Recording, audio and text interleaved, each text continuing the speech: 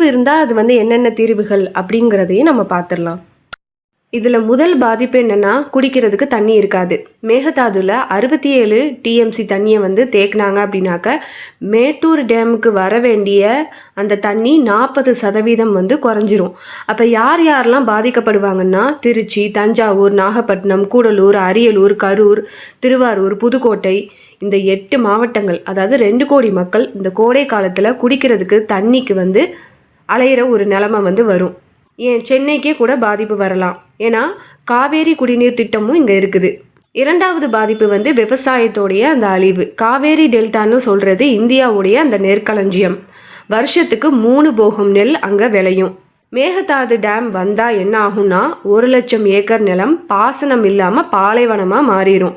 10 லட்சம் விவசாய குடும்பம் வந்து வாழ்வாதாரமே இல்லாமல் போயிடுவாங்க. நெல் விலை வந்து 2 மடங்காக வந்து ஏறிடும்.